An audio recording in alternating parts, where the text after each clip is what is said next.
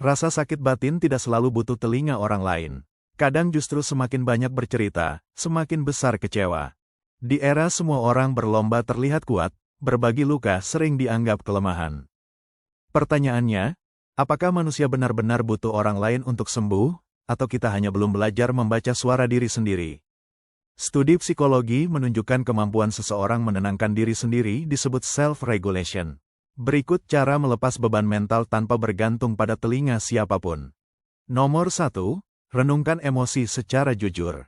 Waktu pikiran penuh, naluri pertama adalah mengalihkan. Main ponsel, sibuk kerja, atau memaksa tersenyum. Namun menghindari emosi hanya menunda luka. Cara paling ilmiah untuk meredakan stres karena otak memerlukan identifikasi emosi untuk menurunkan aktivitas amigdala. Misalnya merasa marah tanpa alasan jelas. Diam sejenak, lalu jujur mengakui ada kecewa yang belum diberi ruang.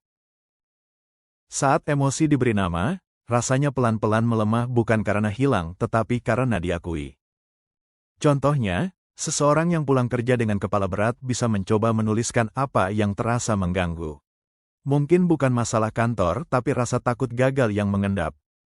Ketika sudah terlihat bentuknya, pikiran lebih mudah menata solusi alami. Sebagian orang menemukan kedalaman proses ini yang membuat proses memahami diri terasa lebih terarah.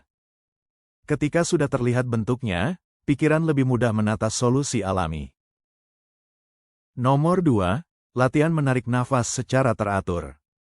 Beban mental sering berwujud dada sesak, napas pendek, pikiran berlari.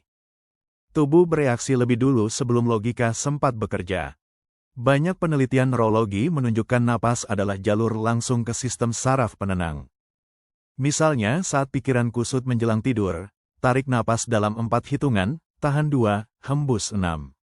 Rasanya seperti memencet tombol reset kecil di otak. Orang yang konsisten melatih napas bukan hanya lebih tenang, tetapi juga lebih jernih dalam mengambil keputusan tanpa drama emosional. Nomor 3, menulis pikiran secara bebas. Kepala manusia ibarat wadah yang penuh dan berisik. Menulis membebaskan pikiran yang berdesakan. Tidak perlu puitis atau rapi. Tulis semua isi kepala seperti membuang sampah mental. Misalnya saat merasa sedih karena gagal mencapai target, tulis ketakutan terdalam yang muncul. Tulisan bukan untuk dibaca orang lain, tapi untuk memberi jalan keluar bagi perasaan yang terjebak. Menulis juga mencegah kita melampiaskan emosi secara impulsif pada orang lain. Beberapa jam kemudian, kita melihat masalah lebih objektif. Kadang bahkan menyadari masalah tidak sebesar yang terasa. Nomor 4, perkuat rutinitas fisik. Stres mental sering menular ke tubuh. Bahu tegang, sulit tidur, energi rendah.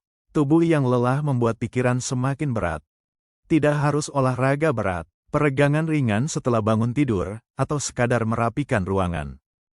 Berjalan kaki 10 menit di bawah sinar matahari pagi bisa memberikan efek tenang seperti habis berbicara dengan seseorang yang memahami kita. Akhirnya, kemampuan melepas beban tanpa curhat bukan berarti menutup diri. Ini tentang membangun pondasi mental yang kuat sehingga ketika kamu memilih bercerita, itu karena ingin, bukan terpaksa. Kalau menurut kamu, langkah mana yang paling bisa dilakukan duluan?